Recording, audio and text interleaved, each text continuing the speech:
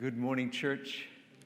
It is so good to see you, whether you are here in person, whether you are online. I want to tell you, as I do every week, that I love you and I appreciate you. I'm so looking forward to tonight's celebration this afternoon at 4 o'clock. Again, as Mark said, I hope that you will all be with us this afternoon as we celebrate what God has done, what God is doing, and what God will do with this wonderful group of His people here in this place. God is so very good to us. In fact, we decided that we were going to call this Sunday a Celebration Sunday. Instead of just Celebration Sunday or the Celebration Sunday, it is simply a Celebration Sunday because we believe that there will be many more celebrations in the months and the years ahead, that God is doing and will do some incredible things. So I hope that you will be with us this afternoon as we celebrate together and reflect on what God is doing.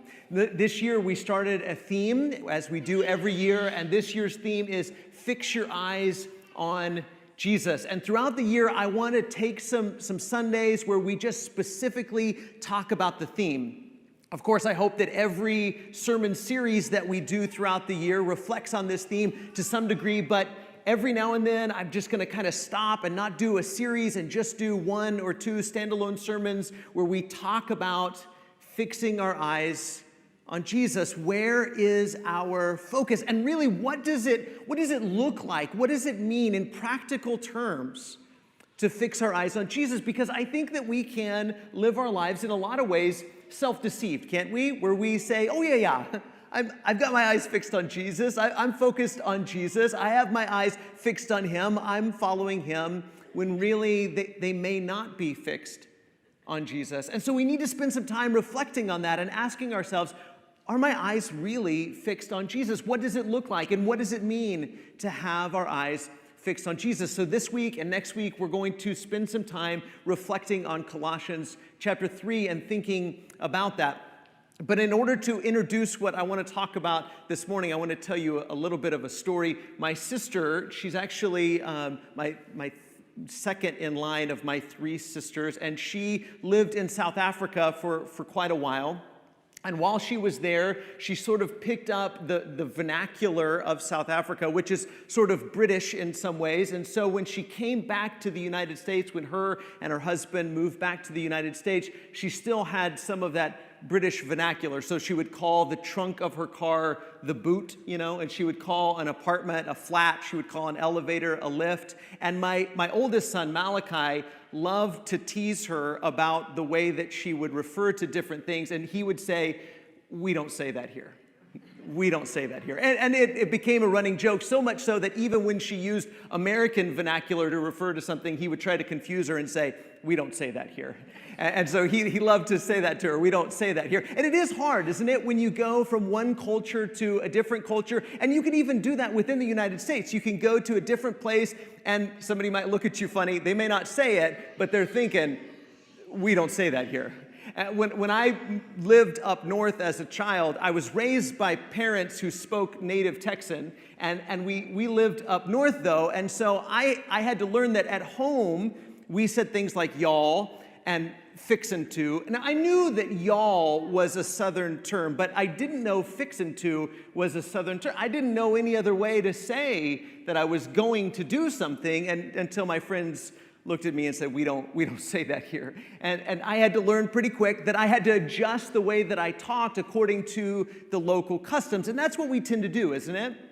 We tend to give way to local customs. We tend to give way to the way they do things in a certain area. We adapt the way that we talk, we adapt the way that we live, we adapt the way that we do things according to local customs. In fact, there's a very old saying that goes, "When in Rome, do as the Romans do," right? When in Rome, do as the Romans do, which is exactly that when you are in a certain area, you adapt the way that you're doing things to the way that they do in that local area. But I would say that the gospel pushes back against that idea, at least to some degree. And the gospel would teach us that even when you are in Rome, don't always do as the Romans do, in order to put it in heaven and earth kind of terms, that even on earth, don't always do the way that earthlings do, don't always do the way that earthly people do, even on earth, do as it is done in heaven. In fact, isn't that what Jesus taught his people to pray? To pray that God's will is done on earth as it is in heaven. And so he teaches us that we don't always adapt to the local customs. We don't always adapt to the earthly way of doing things. That our job, as soon as we become followers of Jesus, as soon as we are baptized into Christ, we become different kind of people. We become heavenly humans. And we adopt a new set of customs. And even on earth, we do as it's done in heaven. In fact, I think so often we talk too much about going to heaven when we ought to be talking about bringing heaven. We talk a lot about going to heaven when we ought to be talking about bringing heaven's kingdom here, bringing heaven's customs here in the way that we live our lives. And everything that we say and everything that we do, we are to be bringing heaven's kingdom to the world around us. That instead of doing as they do on earth, we do as they do in heaven. Even on earth, we do as they do in heaven. So that's the big idea, but let's look at what that looks like in Colossians chapter 3, starting in verse 1. Colossians chapter 3 and verse 1, Paul says, "If then you have been raised with Christ." And I just kind of want to stop there for just a second. If then you have been raised with Christ, what does that mean? Who has been raised with Christ? Well, if we look back at Colossians 2 and verse 12, we'd see that the people that have been baptized. If you've been baptized into Jesus, then you have been buried with him and you've been raised with him. So if you've been baptized, then you've been raised with Jesus, assuming that you didn't stay in the water, right? I don't know anybody that stayed in the water. We all came up out of the water. We were resurrected. We were raised up with Jesus. And so Paul says, if this is true of you, if you've been baptized and you've been raised up out of the water, then here's what you do. Seek the things that are above, where Christ is, seated at the right hand of God. Set your minds on things that are above, not on the things that are on earth. Now, what does that mean? What does that mean? What does it mean?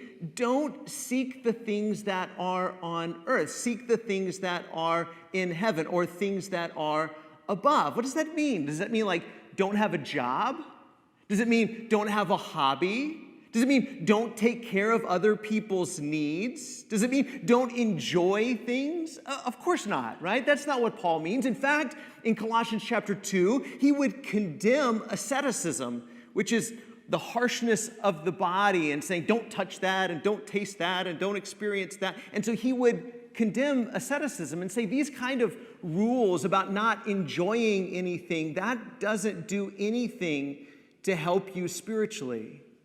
So this isn't what Paul has in mind when he says don't set your mind on things on earth. It's not don't experience or don't even enjoy things of the earth. He's talking about what do you seek? What do you set your mind on? When he says seek, it's about desire. It's about what are you chasing? What are you striving for? What are you aiming at? When he talks about setting your mind on something, he's talking about what is your perspective? What is your outlook? What is your point of view? I've used this metaphor before, but I like it so much I'm going to use it again. It's kind of like setting your clocks ahead. You may have done that before. I don't like to wait until after the time changes to set my clock ahead. I like to do it a little bit ahead of time, or at least begin to think as if the time has already changed. So I begin to grow accustomed or acclimated to what the time is going to be. I know the time's going to shift. I know the time is going to change. I know a change is coming. So I'm going to go ahead and set my internal clock ahead 1 hour so that I'm ready for the change. And isn't that what Paul is saying? He's saying, set your heart, set your mind ahead, not to earth time, but to heaven time. Set your internal clock ahead to heaven time, because you know a change is coming. You know Jesus is coming. You know that everything is going to change, and the way things are not the way things are always going to be. And because you know that's true, because you know that Christ is seated at the right hand of God, you have to have a different way of thinking. You have to have a different perspective. Your internal clock has to be set ahead to heaven's time and not to earth's time. You can't believe that Jesus is now the King, the Messiah, the Christ, that he's seated at the right hand of God and think nothing's changed. Everything's the same. You can't believe that. If you believe that Jesus is seated at the right hand of God, then you need to go ahead and set your clock accordingly. Set your mind accordingly. Set your heart accordingly, because when Jesus became king, everything changed. Look at verse 3. He says, "For you have died, and your life is hidden with Christ in God. When Christ, who is your life, appears, then you also will appear with him in glory." I love the way that he's contrasting the hidden and the appears. You know, earthly people have a custom, right? We have a custom. And everybody really has a status. Everybody has a status, don't we? We all have status. We all have rank. We all have importance. But the earthly custom is to try to demonstrate and make visible what our status is with certain symbols, right? We try to, or earthly people rather, try to make visible their status. We even call them status symbols. And we have this tendency on earth, earthly people have this tendency to try to measure one another up and look at each other and say, okay, I see what they drive, I see where they live, I see what they wear, I see what they look like, I see their beauty, I see their wealth, I see their whatever, and therefore I see their life. I understand them. I know where they rank. I know their status because I can see their life. I can see their status, right? But Paul is encouraging us. Jesus is encouraging. The gospel is encouraging us. Heavenly people don't play that game. Because your life is what? Hidden with Christ in God. Your life is hidden with Christ in God. Your goals are not to make visible your life. Look at how important I am. Look at how beautiful I am. Look at how whatever I am, because your life is hidden with Christ in God. Earthly people have this custom of making their life visible, of making their status visible, of saying, this is who I am. Can't you see who I am? Can't you see how important I am? In fact, earthly people have a custom of asking, don't you know who I am? Don't you know who I am? You can't treat me like that. Don't you know who I am? But heavenly custom, the heavenly custom is to hide away our life. Because that's what heaven is. Heaven is the unseen realm. Heaven is the unseen place. And Paul says, if you belong to Jesus, if you are a follower of Jesus, if you've been raised up with Christ, then your life isn't visible yet. Your life is still hidden. Now, there will come a day where your glory is revealed. It appears, but that's only when Christ appears. When Christ appears, then your life, because Christ is your life, you will appear with him in glory. Then it will be revealed. That's who they are. That's who they are. But this whole time, their life has been hidden away with Christ in God. In fact, I would say that the most important person in the world, do you know who the most important person in the world today is? Nope. I don't either. And she's probably somebody we've never heard of, never will be written about in history books, has no status symbol, has no visible way of saying that's an important person. That person is significant.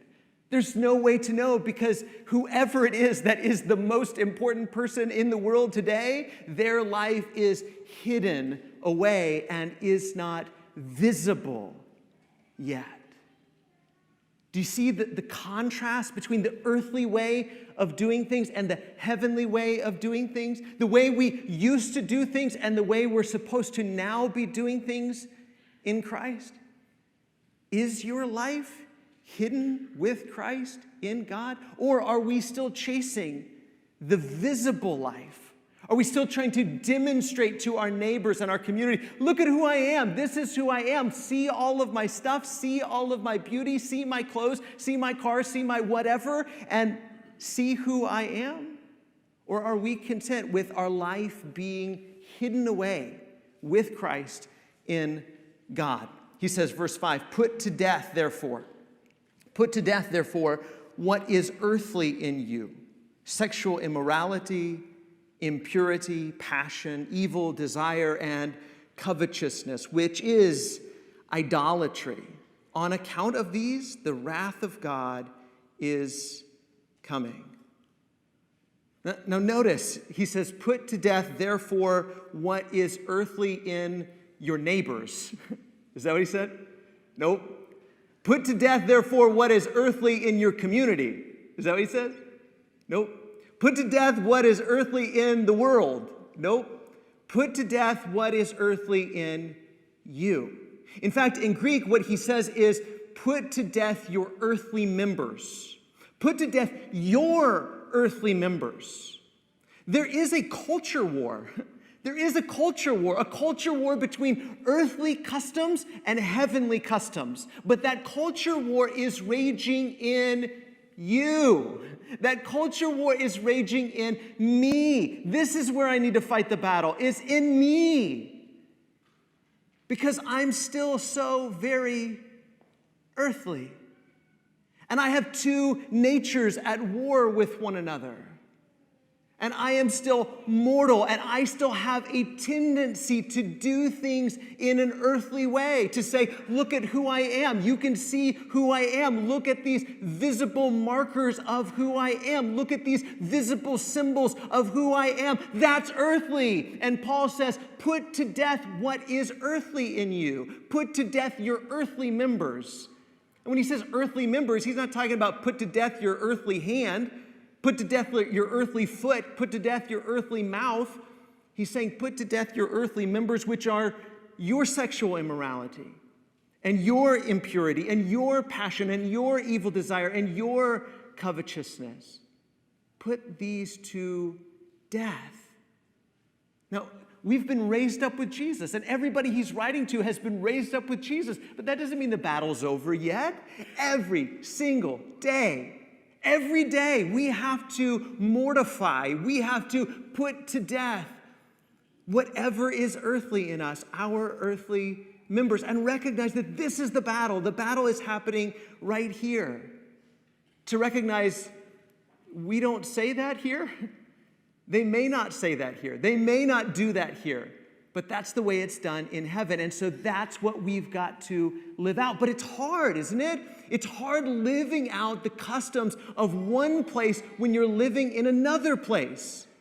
But that's exactly what we're called to do, is to no longer live as merely earthly people, but live as heavenly humans. Putting on this new self. Look at verse 7. In these things, you too once walked when you were living in them. But now you must put them all away. Anger, wrath, malice, slander, and obscene talk from your mouth. See, earthly people, and again, I'm not talking about them, I'm talking about us. Earthly people have a custom, don't we? Earthly people have a custom that when someone hurts you, you hurt them back. When somebody attacks you with fire, you fight fire with fire. When somebody shows you how strong they are by challenging your strength or your wisdom or your savvy, then you have to show them how strong you are by responding in kind, right? These are all earthly customs. This is the way that it's done. When somebody slaps you, you slap them back because you have to show them how strong you are. You have to show them they can't treat you that way. You have to show them you're not going to take it. You have to show them you're strong enough to stand up against them. These are earthly customs. And Paul says, no, you can't live that way anymore. You've been raised up with Christ. And now you've got to set your mind on things above, not on the earthly way of doing things.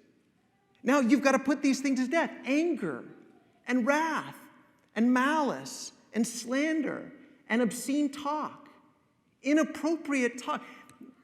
Earthly people have this tendency to say, if you're bad, if you're my enemy, if you've hurt me, then I'm going to talk about you as badly, as inappropriately, as angrily, as wrathfully, as maliciously as I want to because you're a bad person. And Paul says, no, not if you're a heavenly human. That's not how you talk anymore. This is not the heavenly custom. This is the earthly custom. And now that you're in Christ, you're a different kind of human being. This doesn't reflect your heavenly humanity to talk this way anymore. Anger and wrath and malice and slander and obscene talk, this has no place amongst those who've been raised up with Christ. But how often do we slip back into these ways of talking, into these ways of living? Sexual immorality, impurity, passion, evil desire, covetousness, wrath, malice, slander, obscene talk. How often do we slip back into these habits? Why? Because that's how they do it here. That's how they do it here. That's how everybody does it here. That's how life works here. And if we do it differently and we live differently and we talk differently than we did before, we might get run all over. People might look at us and say, Wes, that's ridiculous. That's not how life works here. And we say, I know, but it's how life works there. And my job and all of our job is to live out the ethics, the customs of heaven here on earth.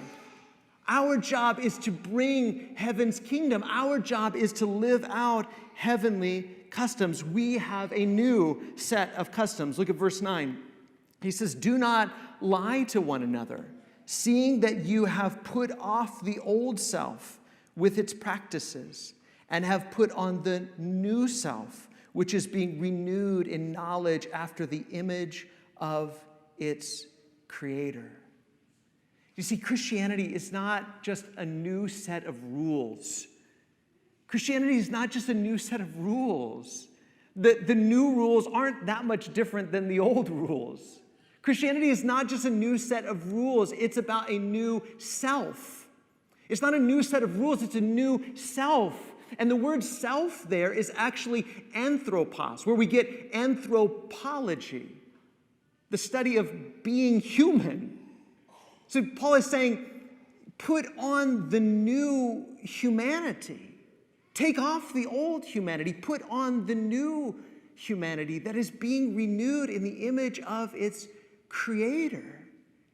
It's about becoming a new kind of human.